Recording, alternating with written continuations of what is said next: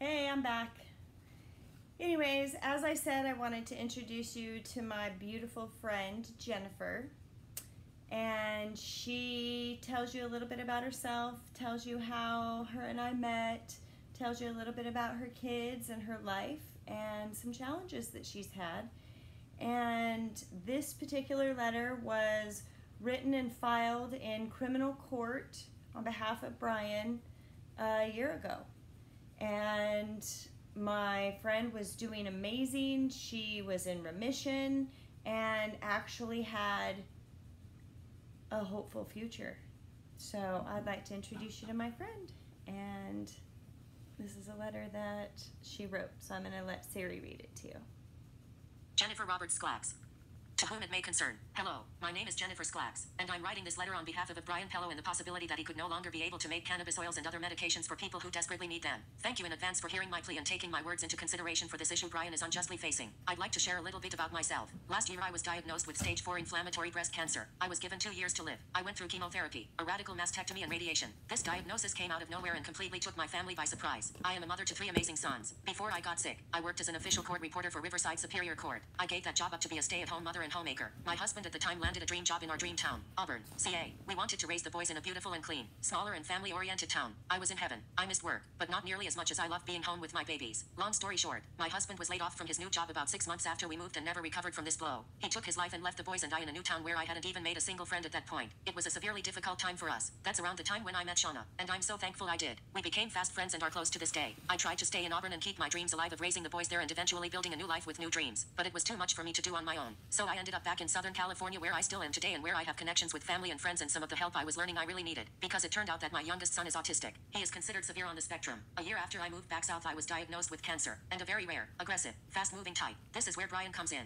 Shawna found out about my diagnosis and immediately had me on the phone with her boyfriend, Brian. I began corresponding with Brian after I had already completed chemotherapy and had my mastectomy. I was so far advanced at diagnosis that my treatments began, it felt like, within hours. So when Brian offered so heartfelt and generously to help me I was already mid-radiation. I sometimes wish I'd met him sooner so I may have had an alternative to the treatments I underwent. But that's in the past now. My real concern at this point, and in direct correlation to Brian's, is my future. I'd like to share now a little of what I know about and my experiences with this incredible saint of a man. When he found out about me and my family and what I was facing, in a matter of days I received a package in the mail of the medicine that he makes. He spent hours with me on the phone explaining the healing properties of using this medicine he makes to fight cancer and many other health issues, and the actual reality of having a happy, healthy, long life ahead of me started to take shape. I've always been positive, but mostly for my family. My package came and I was overjoyed. He so generously gave me a box of free coconut oil infused cannabis to begin using right away. I was instantly moved by his generosity and by how quickly he responded to a genuine desire to help me, and we had barely known each other a few weeks. I'm thrilled and grateful beyond belief to say that it looks like I'm in remission. I want to continue to use cannabis as a way to remain healthy. I recently learned that Brian is facing potential criminal action taken against him for his passion of creating this medication for people. I am currently waiting for my next round of the infused oils he made, and imagine I am among many who have become hopeful about a future and healthy in the present as a result of his amazing talents that clearly are born of love and sincerely wanting to help people. And it saddens me beyond words to know that he could possibly be harshly punished for sharing what he loves to do and believes so strongly in and what he's so good at doing, which provides people like me an alternative way to get better and stay that way. We are living in a culture that is slowly but surely going to embrace cannabis and its properties of healing not just cancer, but so very many other problems and health issues that our society faces. It's just a matter of time before it is commonplace for people to turn to a tested and truly successful means of treating illnesses. In fact, my surgical oncologist at Lima Linda suggested I use cannabis in my continued fight. He said he personally seen such dramatic results in his own patients that he is a firm believer in the medical use of cannabis. I am writing this letter because it's important to my family that I stay alive. We've been through so much, my little men and I, and fought for our happiness and health so hard. It's now important to me to make sure that I have a voice in assisting Brian as he so readily and willingly helped me. I am personally invested in his abilities to realize his dream of helping people, as well as witnessing his continued growth and acceptance as a true healer. I vehemently feel he should not be punished for putting his heart and time into creating hope where people don't see any, and sharing his, and many others, proven results from medicinal cannabis methods. My voice is one of many millions I'm certain would say the same thing who hope will be heard and given the right to make decisions about what we use to heal our bodies and minds. As I mentioned, I am a mother of 3 amazing sons. My youngest is 6 years old and is autistic.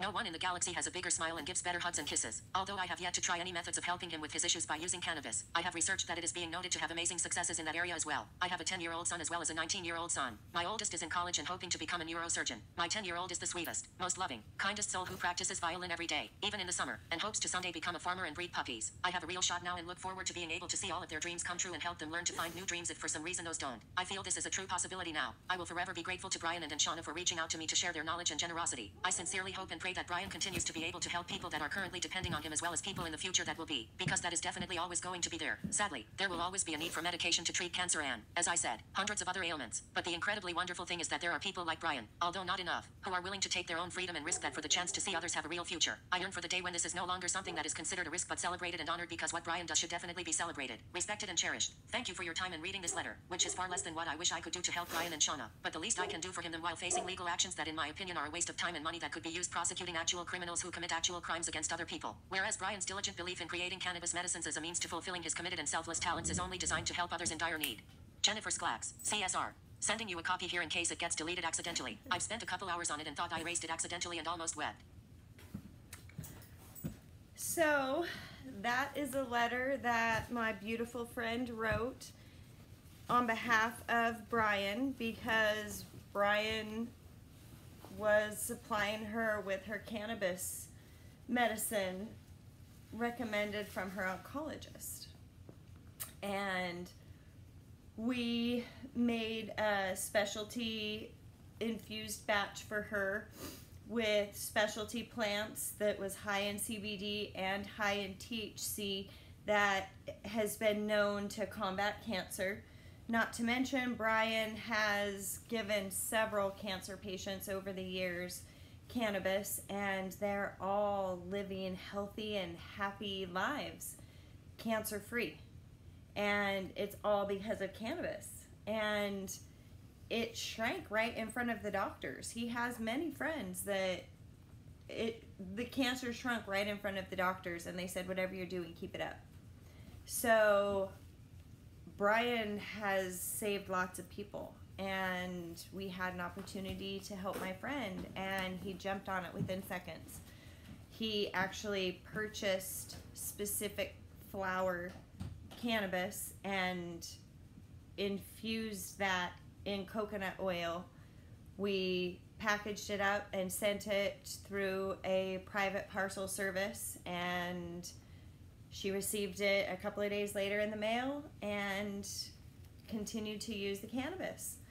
In December, she was out of her cannabis that we had made, and she requested more. But at that time, Placer County had come in, cut down all of her plants that we'd been growing for months, took her coconut oil. In fact, I have pictures of her hand because she had sent me text messages asking me about some fibers and stuff that had coagulated in the bottom of it. It's exactly the same coconut oil that Placer County has. In fact, they made a comment about a handful of them that have darker substance in it. Well, that is Jennifer's special medicine. And I have a picture, date, time, and stamped from her phone with her hand, and a jar of the cannabis coconut oil with the thick, dark fibers in the bottom of it, and a conversation that we had back in January. And that was her last jar, and she was needing some more. So at the end of December, she had requested more cannabis, but I couldn't give her the cannabis we had made her. We didn't have cannabis at our fingertips. We did have some friends donate some flour, and we did get her a little bit more, but it wasn't enough, and it wasn't fast enough.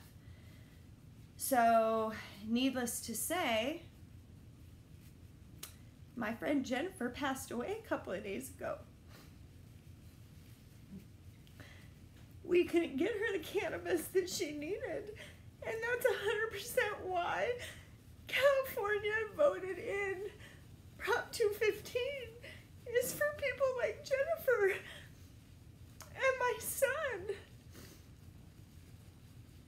And Placer County knew that that was a legal Prop 215 collective. They knew it was legal before they came in, and they took my son's medicine, and they took her medicine, and they took everybody else's medicine. And they were proud and excited and boasted and posted videos on Facebook of false accusations and fish pumps, filters, and acetylene torches, accusing us of making butane honey hash oil. And there was no butane honey hash oil, and you can't make butane honey hash oil with fish pumps and acetylene torches, and anybody can Google it or YouTube it. Holy crap. But yet these people that are highly trained, intelligent public servants that my tax dollars pay, that all of our community members' tax dollars pay, that we trust to keep us safe and to uphold justice, are using the law to further their agenda and their biased opinions, breaking the laws themselves and hurting innocent, sick people. And here it is. My very, very good friend Jennifer has passed away. And I know for a fact, when I hand her widowed husband the envelope with all the documented proof that my ex-husband is a bold-faced liar, that the detectives are bold-faced liars, which was the catalyst to get her medicine stolen. He's been aware of what's been going on because Jennifer and I have been in contact, but he doesn't really know what's been going on. And neither does Jennifer. I mean, we've talked about it. I sent her forms back in December to sue Placer County because they stole her coconut oil. And I also have that in text message. And anyways, it's just all bad. So, yeah, the plot thickens. And my ex-husband continues to poison my son with pharmaceutical drugs that have already been proven not to work, that he went around to all the doctors and said nothing works except for the cannabis, requesting pharmaceutical grade cannabis, which there is no pharmaceutical grade cannabis. You can only get it whole plant. That's why there's Prop 215. Hello. Anyways, he continued giving the exact cannabis that I made, coconut oil, for upwards of 4 months without a doctor recommendation because Dr. Bannister rescinded care in July. He continued giving the exact same coconut oil that was the catalyst to get Mr. Pello arrested and my children taken away because I was poisoning my son with cannabis. So, anyways, stay tuned while I continue the battle of my life and fighting for all of our sick patients out there and all of our innocent victims of corruption and liars. So anyways, thank you for tuning in and thank you for all of your comments and your support. I really appreciate it. Make sure you subscribe and make sure you mark notifications because YouTube has changed their system that if you don't tell it you want to be notified each and every time, they won't notify you.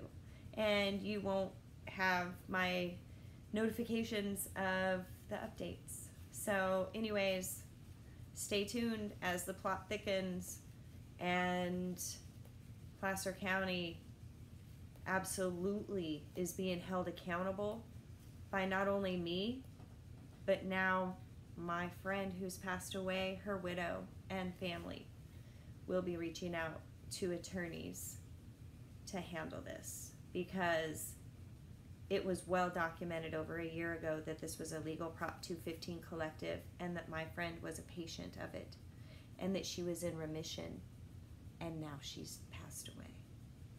It's all bad. Anyways, stay tuned. Thank you for your support. Subscribe and share my links because this is going to go national. Mark my words. Thank you. Take care.